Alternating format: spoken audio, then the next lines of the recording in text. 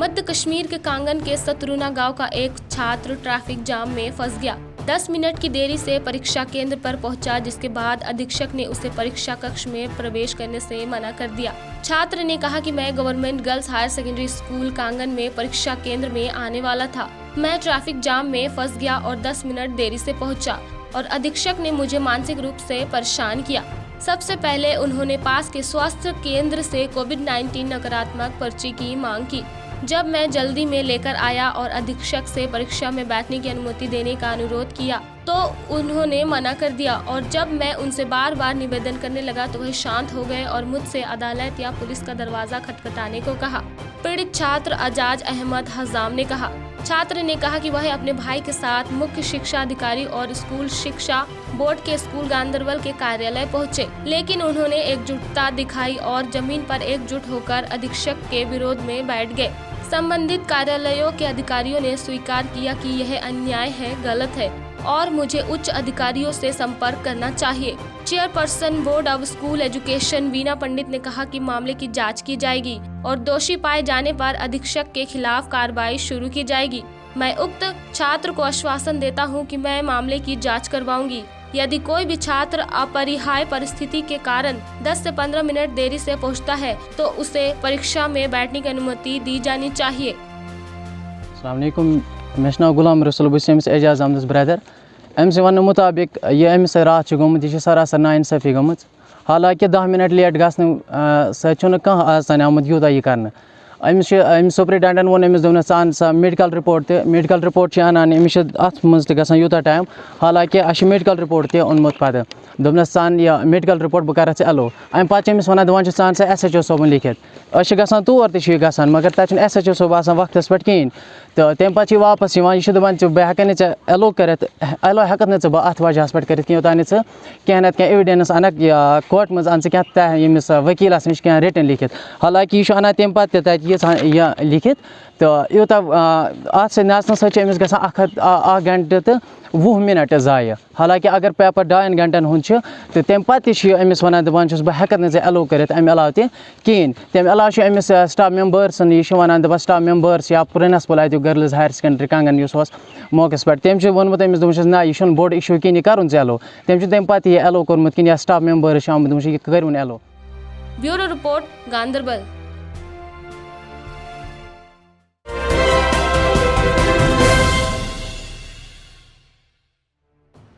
कारगिल अध्यक्ष और मुख्य कार्यकारी पार्षद LAHDC कारगिल फिरोज अहमद खान ने कहा कि फोटोग्राफी संचार का एक प्रभावी और महत्वपूर्ण उपकरण है, जिसका उपयोग स्थानों के ऐतिहासिक, सांस्कृतिक पहलुओं और प्राकृतिक सुंदरता को चित्रित करने के लिए एक शक्तिशाली विपणन उपकरण के रूप में किया जा सकता है। CEC ने यह बात भारतीय पर्यटन संस्थान और कला के लिए UT लद्दाख के सहयोग से पर्यटन विभाग UT लद्दाख द्वारा आयोजित फोटोग्राफी पर 3 दिवसीय बुनियादी कार्यशाला के आयोजन के दौरान प्रतिभागियों को संबोधित किया। कार्यकारिणी के लिए कार्यकारिणी के सदस्य मुबारक शाह नागवी, स्वास्थ्य के लिए कार्यकारी पार्षद मोहम्मद अली चंदन, वरिष्ठ पुलिस अधीक्षक कारगिल डॉक्टर विनोद कुमार, अतिरिक्त उपायुक्त कारगिल ट्रेसिंग मोटाब, कारगिल विकास प्राधिकरण गुलाम मोहिउद्दीन अधिकारी इस अवसर पर उपस्थित थे।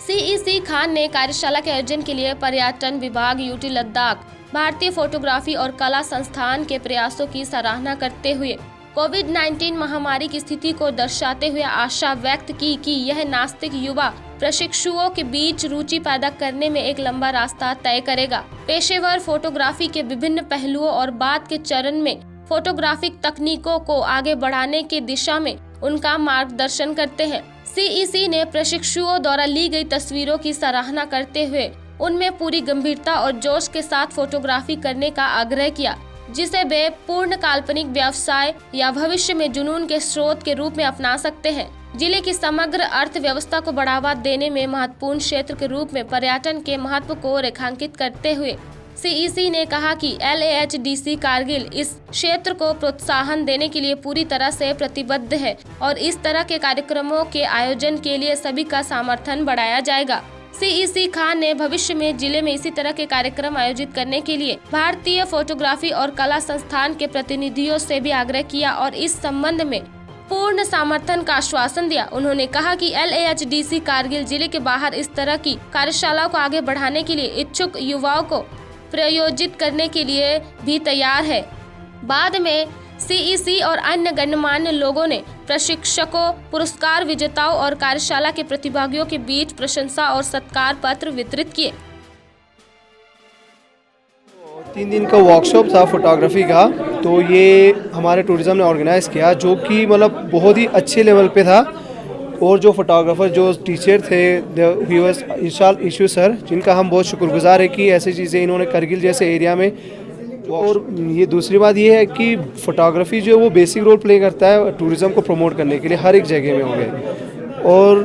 और इन 3 दिनों में हमने जो सीखा है वो लाइक सर ने हमें सिखाया कि फ्रेमिंग कैसे करनी है और कंपोजिशन कैसे रखना है फ़ोटोग्राफी में, तो ये चीज़ें सिखाए हमें। जैसा कि हमारे ये CC साहब ने प्रॉमिस किया है कि जो फोटोग्राफर्स हैं कि they will be fully supported by the hill and development council of Kargil. तो हम बहुत थैंकफुल हैं CC साहब का कि जिन्होंने ये प्रॉमिस किया कि हम फोटोग्राफर्स को बहुत सपोर्ट करना चाहिए। बहुत कुछ सीखा हमने फोटोग्राफ्स के बारे में, हमने बहुत कुछ सीखा। कंपोजिशन कैसे कहते हैं, पोर्ट्रेट्स कैसे कहते हैं, लैंडस्केप में फ़ोटोज़ कैसे खींचते हैं, ये सब हमने सीखा। इन 3 दिन के वर्कशॉप में हम ज़्यादा कुछ नहीं सीख पाए, लेकिन हमने जो सीखा, जो भी चीज़ हमने सीखी वो फोटोग्राफ्स की, कैमरा का एक बेसिक रूल्स हमने सीखे, जो हमें आगे जाके बहुत मदद में आए। हमारे यूथ्स को बहुत ज़रूरत है इस चीज़ को प्रमोट करने के लिए, क्योंकि हमारा जो नेचर है, हमारा जो कल्चर है वो अनएक्सप्लोर्ड है, इतना ज़्यादा नहीं है। आप गूगल पे सर्च करो तो लहका आता है, कारगिल का इतना आपको नहीं देखने को मिलेगा। तो जितना हो सके हम लोग इसको प्रमोट कर सकते हैं। फ़ोटोग्राफी का बहुत स्कोप है हमारे लिए, जितना हो सके हम टूरिज़्म से हमें इधर एक बहुत अच्छा काम करने चाहती हूँ। एक स्टूडेंट के साइड ऑफ व्यू से मैं चाहती हूँ कि जितना हो सके ज़्यादा ऐसे वर्कशॉप्स रखे जाए स्कूल्स में, इस बारे में अपने कल्चर के बारे में बताया जाए, हमारे कल्चर को जितना हो सके आगे बढ़ाया जाए। ये मैं चाहती हूँ। गवर्नमेंट से ये अपील है कि जितना हो सके वो हमारे कल्चर को फैलाने की कोशिश करे। फर्स्ट ऑफ ऑल स्टूडेंट्स के माइंड में ही डाले कल्चर क्या है हमारा Kargil. Tourism point of view से मैं बोलूँ तो कारगिल में बहुत ज़्यादा स्कोप है। ओवरऑल लद्दाख में ही बहुत ज़्यादा स्कोप था, लेकिन सिर्फ हम एक एरिया को, सिर्फ एक ही डिस्ट्रिक्ट को प्रमोट कर रहे थे।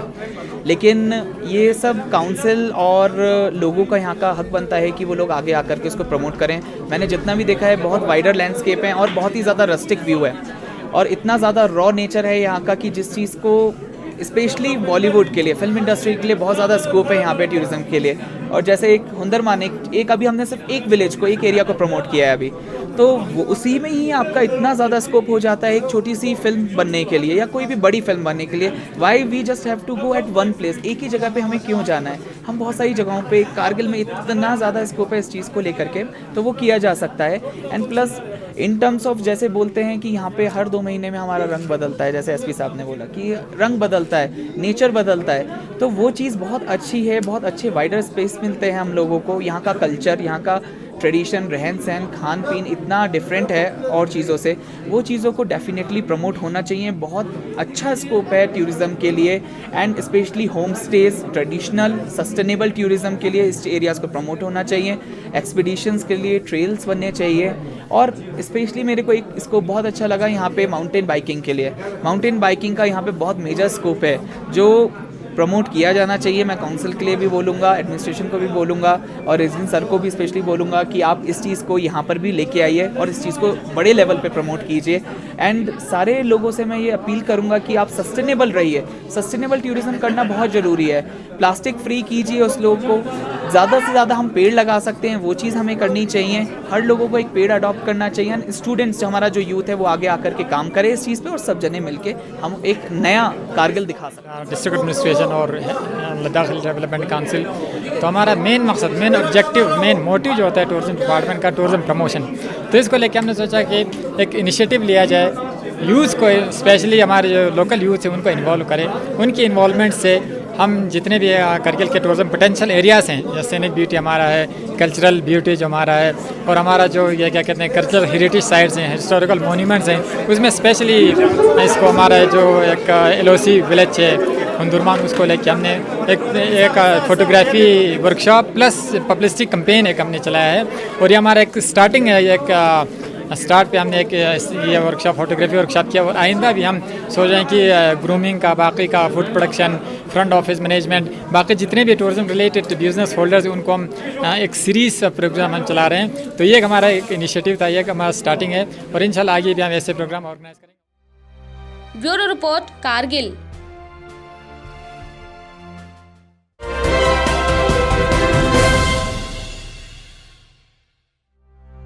डीडीसी बांदीपुरा जिला विकास आयुक्त डॉक्टर ओवैसी अहमद ने आज होने वाले पंचायत चुनाव का जिक्र करते हुए कहा कि अब तक कुल 166 उम्मीदवारों ने प्रथम चरण के लिए नामांकन पत्र दाखिल किया है। इनमें से 121 डीडीसी के लिए, 129 पंच के लिए और 16 सरपंच उम्मीदवार के लिए है। उन्होंने कहा कि गुजरात जैसे सुदूर और सीमावर्ती क्षेत्रों में सभी तैयारियां पूरी हो चुकी है। हाल ही में पहाड़ी क्षेत्रों में भारी बर्फबारी के कारण बांदीपोरा परिहार सड़क पर यातायात कुछ दिनों के लिए रोक दिया गया था। डीडीसी बांदीपोरा ने कहा कि इन चुनावों की अन्य तैयारियों के साथ सुरक्षा के उपाय भी किए गए हैं। डीडीसी ने कहा कि पंच और सरपंच के लिए नामांकन पत्र भी ऐसे 6 ब्लॉकों से दाखिल किया गया है, जिसमें पहले सरपंच और पंचों का प्रतिनिधित्व नहीं था। उन्होंने कहा कि इस तरह के ब्लॉकों में इस तरह के प्रतिनिधित्व की कमी के कारण लोगों और साथ ही जिला प्रशासन के लिए विकास कार्य करना बहुत मुश्किल था। उन्होंने लोगों से इन चुनाव में भाग लेने की अपील की। इलेक्शंस होने जा रहे हैं डीडीसीज के लिए, पंचेस और सरपंचेस जो वैकेंट सीट थे उनके लिए, उसके लिए डिस्ट्रिक्ट एडमिनिस्ट्रेशन की तरफ से और हमारा जो इलेक्शन सेल है उसकी तरफ से पूरी तरह से तैयारियां मुकम्मल हैं। और हमारा जो मटेरियल है, मैन जो ट्रेनिंग देनी है, जो मैन एंड मशीनरी है, बोथ आर रेडी। मटेरियल हमारा जैसे फर्स्ट फेज़ में हमारा गुरेज, तुलेल और सुंबल जो डीडीसी कॉन्स्टिट्यूंसीज हैं उनमें इलेक्शन होने जा रहा है और मटेरियल इसके लिए ऑलरेडी डिस्पैच किया जा चुका है गुरेज में, क्योंकि हमें ये एक आशंका रहती है कि वहाँ का जो रास्ता है वो बीच में ब्लॉक होने का खतरा रहता है।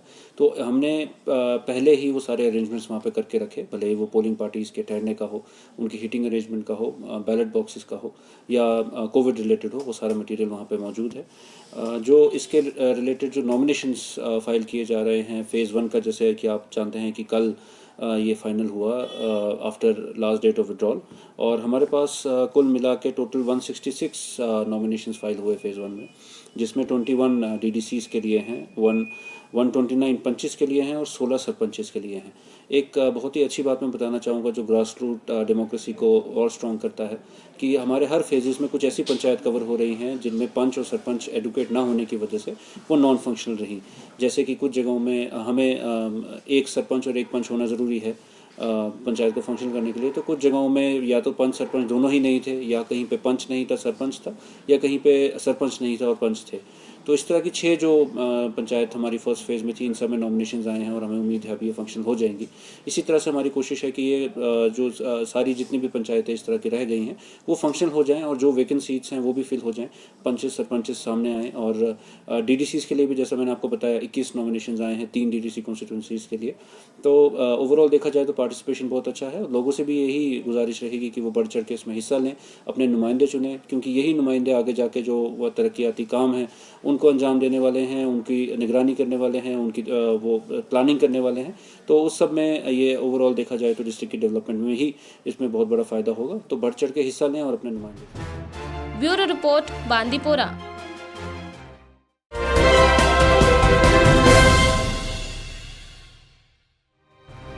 श्रीनगर वरिष्ठ इस्लामिक विद्वान और प्रसिद्ध धार्मिक शिक्षक मुफ्ती कुतुब-ए-आलम नक्शबंदी का मंगलवार सुबह मध्य कश्मीर के गांदरबल जिले में निधन हो गया।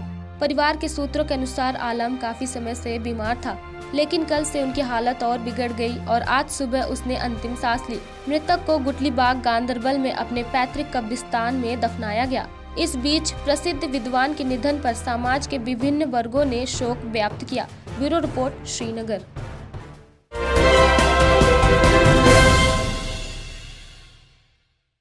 डीडीसी चुनाव कुंजर ब्लॉक से निर्दलीय उम्मीदवार फारूक अहमद डार ने आज कुंजर में मीडिया से बातचीत की। उन्होंने कहा कि कुंजर ब्लॉक और आसपास के क्षेत्रों में आगामी भविष्य में विकास को गति देना मुख्य उद्देश्य है। उन्होंने जनता से मुझे समर्थन देने और विकास के लिए वोट देने की अपील की। 40 साल सियासत में गुजारे, कुरान है अल्लज़ीना आमनू लिमा तक़रूना मा ला तफ़अलून।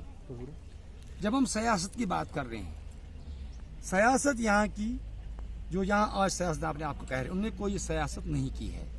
सियासत की यहाँ है बड़े लीडर ने, शेख मोहम्मद अब्दुल्ला ने, उसने इस कौम को कुछ दिया है। और तो उसके बाद जो भी यहाँ आए हैं उनने खाली हुकूमत की सरकार चलाई है, हुकूमत की है, सियासत नहीं की है। अब यहाँ सियासत करना है जब कश्मीरी लोग खाली लाश पड़े हैं, क्योंकि उनका रूह 5 अगस्त 2019 को निकाला गया है।